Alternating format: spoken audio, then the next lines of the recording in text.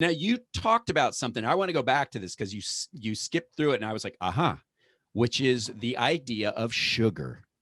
The word sugar, and gosh, I almost want to say the drug sugar, because it can be Yes. looked at as a drug. So, inflammation, we're always battling inflammation, right? Our joints, our brain, our heart, our lungs, everything we do is a fight against inflammation. So let's talk a little bit about sugar, and what are some few pearls that we can share with the listeners about sugar and inflammation and how it works in our body. Yeah, and I also want to pull it back to just also the budget part of all of this. So just going back to intermittent fasting for 1 second, I just want to also mention, I mean, think about also if you tweak your diet like that, you're not spending any money there. You're not going and buying a product. You're not going Right. and, having to make an appointment for something. I mean, you're just tweaking the hours you eat. So for some people, again, if you're the right person, it can be a good way to do something in your diet that can have benefits that, again, doesn't cost anything. And the reason I just thought of that as you're asking me about sugar is because now when you're asking about sugar, I'm thinking the best part about sugar when it comes to biohacking on a budget is that we want to take it out. So we want to spend less Right. money on it. So you Exactly. are automatically reducing, your grocery bill every month, right? Because you're It's a huge hopefully thing. taking it out. We spend way too much money on sugar. So anyway, this one's definitely going to save you money. No more candy by the pound or bags of Swedish fish when you check out Right.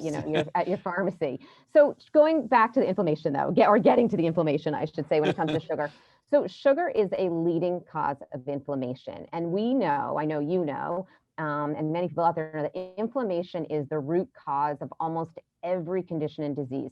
That's Human it. studies, we know, confirm the link between added sugar and higher inflammatory markers.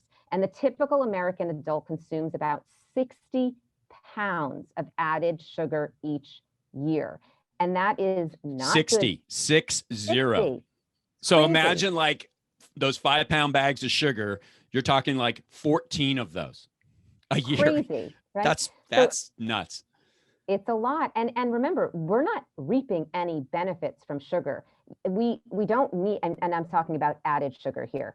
Of course, sugar in fruit is different because Right. we are getting Natural. some Right. benefits. We are getting antioxidants and phytochemicals and fiber and even water in fruit. But when I'm talking about added sugar, it's all empty calories. So it's doing damage for us and it's doing no good for us. There's nothing nutrient dense about it, not one thing.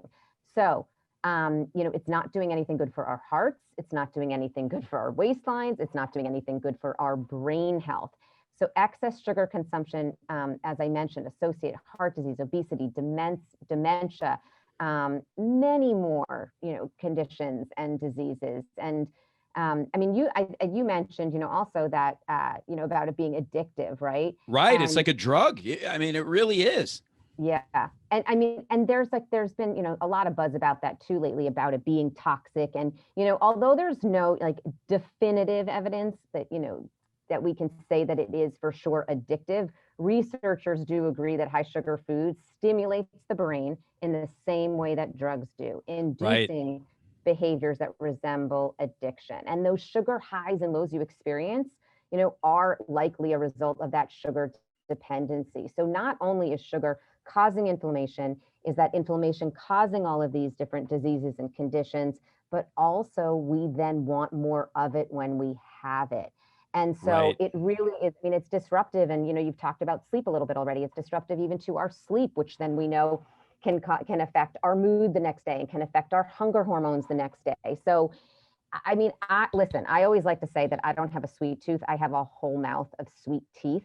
I mean, I'm a I like dietitian, that. but I was born a sweet tooth junkie. I love my sweets, right? I really Yeah, do. I'm And with so you. so what I really teach people when I educate people to learn to have conscious indulgences. So there isn't that, deprivation, then overindulging. Now, Right. but for the most part, I like to remind people that conscious indulgences are just that. They're indulgences at set times that you're just being more conscious about versus mindlessly, going through a sleeve of cookies, right? You're making a conscious decision to have a set amount. So you're eating from a more empowered place. But that doesn't mean, the World Health Organization, like the recommendation for the amount of teaspoons of added sugar we can have a day. I always say, like, it's not a recommendation. We don't need any of it. Right. Yeah, I was going to say, they're like, you don't need any, but if you're going to, here's what exactly. I But always people thought can that was funny. understand that. Yeah, people can really misunderstand that and think, oh, I can have, up to 6 teaspoons of sugar a day. Well, Exactly. you don't need any added sugar. And that's not even being on a quote diet. No one needs any added sugar. On a super normal, healthy, great, fulfilling, delicious diet, you can still have no added sugar, because we get so much added sugar in places we just don't need it at all. Exactly. Condiments, even savory items. You could look at a box of crackers. There's often sugar in the ingredients list. So taking out all of those packaged processed foods that have added sugar that we really don't need is a huge way that you can really biohack your health and, save money.